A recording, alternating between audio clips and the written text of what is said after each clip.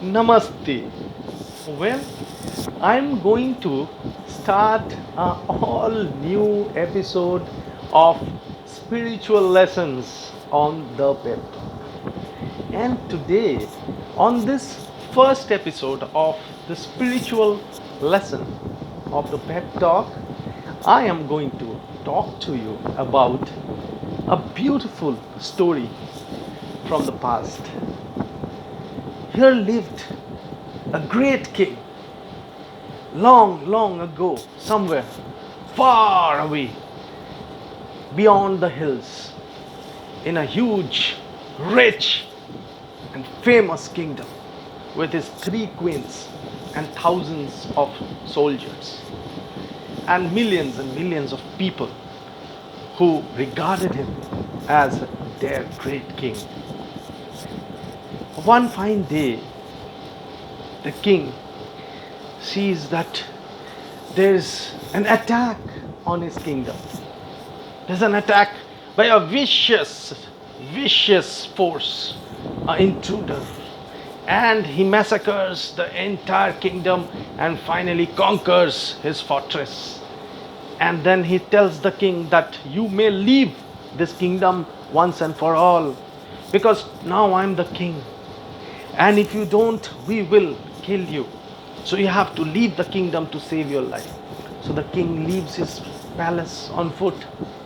Everyone is watching him walk down the lanes where once they would chant his name.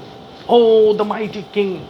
Today their people are in shock to see their king in torn clothes, bruised and beaten, blue and black, walking like a sheep through the roads and streets of the village. He reaches far from this particular place and through the jungles and reaches somewhere near an ashram.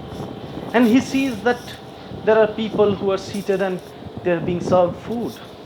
So, in that safety of time mixed with the crowd, the king thinks that I need to eat something. He's so hungry. He also stands in the line, and when his turn comes, with this bowl, he goes in front for food, and this man recognizes him. Oh, aren't you that great king? Oh my God! Oh, look at you! Why? What has happened? Why are you here?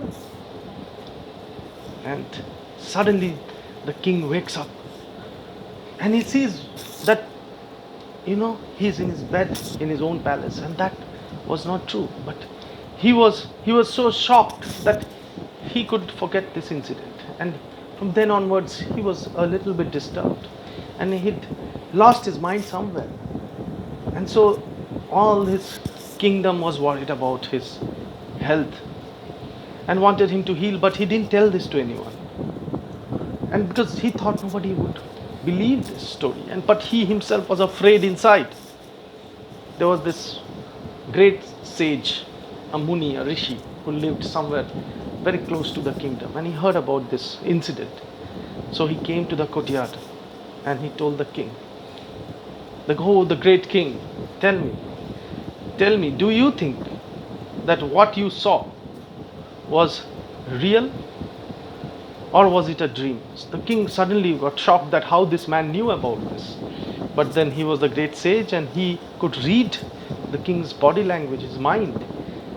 So the king sat with this old wise sage and told him the whole story and said that how he felt about it. So the sage once again asked him, so do you think that that was true?